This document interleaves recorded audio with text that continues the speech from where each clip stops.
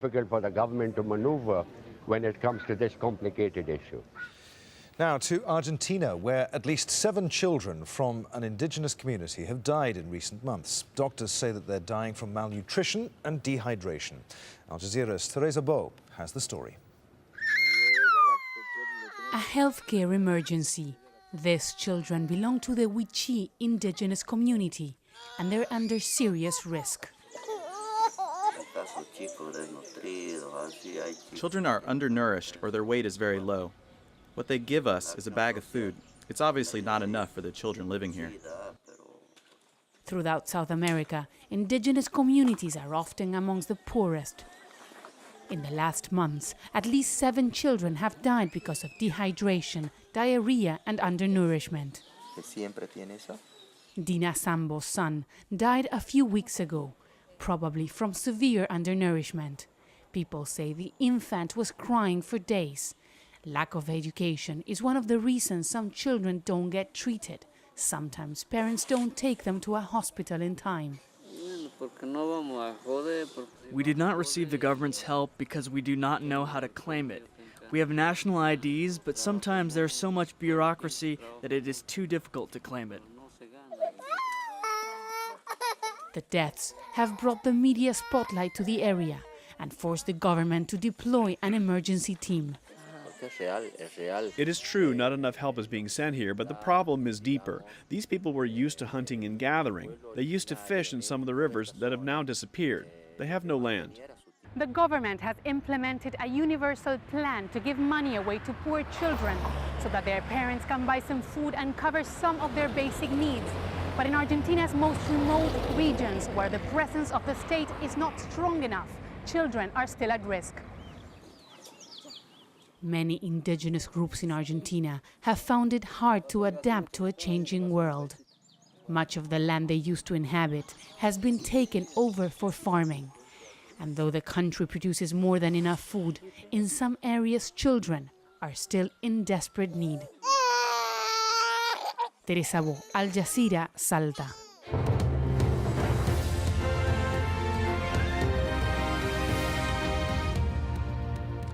This is Al Jazeera. Adrian Finnegan with you here in Doha. The top stories this hour. Muammar Gaddafi and his allies in Libya have been warned that they're now war crimes suspects. The International Criminal Court has announced a full investigation into alleged human rights violations in Libya. Speaking at The Hague, prosecutor Luis Moreno Ocampo says that Gaddafi's supporters have been identified and will be charged. We identify some individuals with de facto or formal authority who have authority on the security forces who allegedly committed the crimes.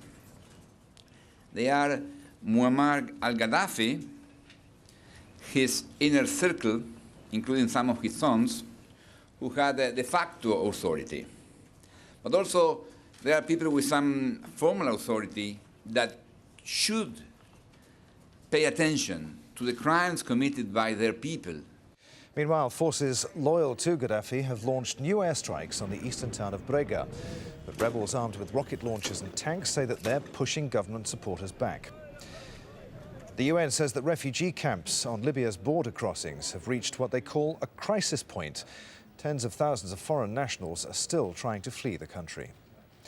There's been more political upheaval in Egypt. Ahmed Shafiq, the prime minister appointed by Hosni Mubarak, has resigned. He'll be replaced by the former transport minister, Essam Sharaf, who won praise for trying to introduce a new nationwide transport system. Meanwhile, a mass protest planned for Friday against Shafiq's rule is still expected to go ahead. Shireen Tadros has the latest from Cairo. The whole aim of this Friday protest was to put pressure on the military rulers of this country to make Ahmed Shafiq step down. Now that that aim has been achieved, they want to keep up the pressure in terms of their other demands, like the release of political prisoners, the lifting of emergency law. But they're saying very clearly that they're not going to be calling for a sit-in. In Yemen, thousands have again been demonstrating in the capital Sana'a and the northern city of Sada. A senior government official says that President Ali Abdullah Saleh will respond positively to an opposition roadmap for him to step down. Those are the headlines on Al Jazeera. Right now, here's Inside Story.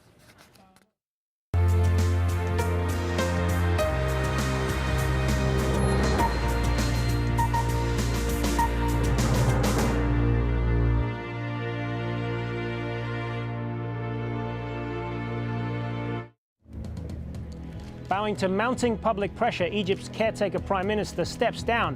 But is that enough to appease protesters? What's next for Egypt's revolution? This is Inside Story.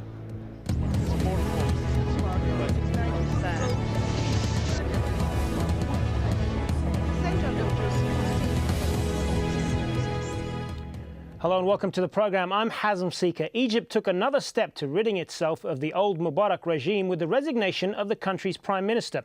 Ahmed Shafik was appointed by former President Hosni Mubarak just days into the momentous protest that led to his own fall from power. But Egypt's pro-democracy campaigners had demanded Shafik follow him out the door. He's been replaced by Issam Sharaf, a former transport minister and a man who took part in the protests himself. But hundreds of demonstrators continue to gather in Tahrir Square to keep up the pressure for change. They include removing the 30-year-old emergency law that allows people to be arrested and held without charge. They want the dissolution of the State Security Investigation Bureau and the immediate release of all political prisoners. Those all remain high on the agenda for protesters. So what other issues lie ahead? Well, let's take a quick look. As we've just mentioned, the people want the removal of anyone who was pro-Mubarak or appointed by him. But could there be a power vacuum in their place? Egypt's ruling generals have provisionally decided to hold a constitutional referendum on March 19th. Parliamentary elections are set for June and a presidential poll in August. But youth activists criticized the tight timetable, saying it would favor remnants of the National Democratic Party. And finally, although the Military Council has received an amended version of the Constitution, they have yet to publicly approve it, leaving the people unsure of what lies ahead.